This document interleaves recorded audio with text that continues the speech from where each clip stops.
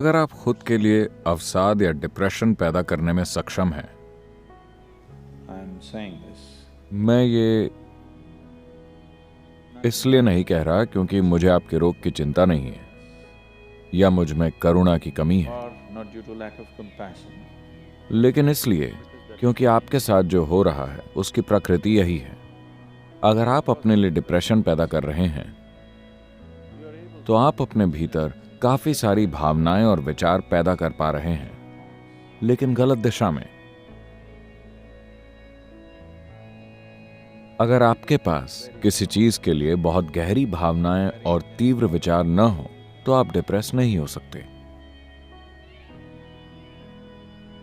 बात बस इतनी है कि आप ऐसे विचार और भावनाएं पैदा कर रहे हैं जो आपके खिलाफ काम कर रहे हैं, आपके पक्ष में नहीं।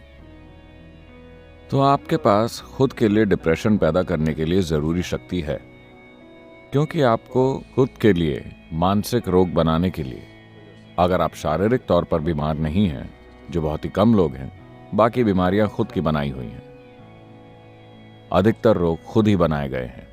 कुछ लोग शारीरिक रूप से बीमार हैं, उनके पास कोई चारा नहीं है। ये सब जेनेटिक और दूसरे कारणों की वजह से अपने भीतर से ही पैदा हो जाते हैं।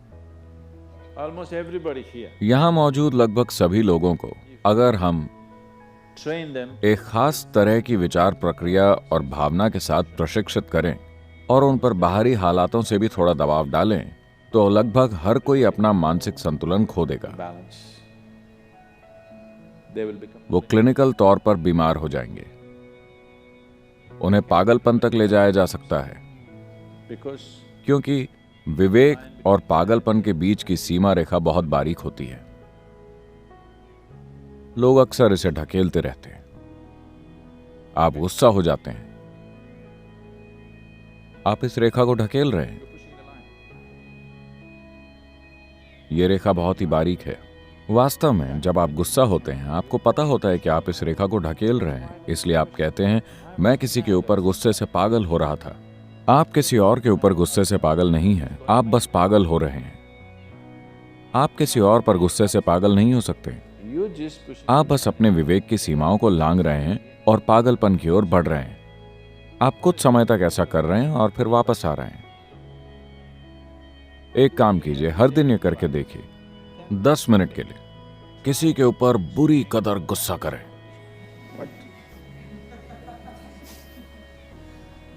आप देखेंगे कि 3 महीने में ही आप क्लिनिकल तौर पर वहां पहुंच जाएंगे।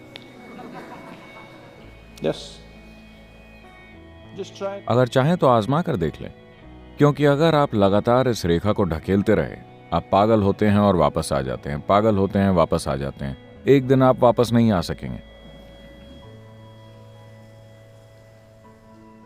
जिस दिन आप वापस मुड़कर नहीं आ पाएंगे, तब आप क्लिनिकल तौर पर बीमार हो जाएंगे।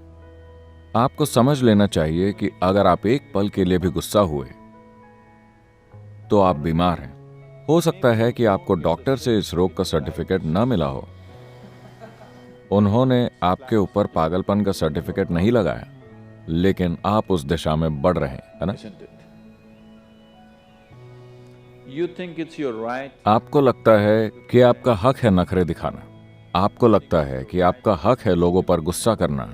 आपको लगता है कि आपका अधिकार है कि आप डिप्रेस्ड रहें ताकि आप किसी का ध्यान आकर्षित कर सकें। आप ये खेल खेलते रहिए। एक दिन आएगा जब आप वापस नहीं आ पाएंगे। आप रोज इस सीमा को लांघते रहते हैं। एक दिन आप देखेंगे कि आप उसे वापस लांघ नहीं सकते। उस दिन आपको डॉक्टर की जरूरत पड़ेगी।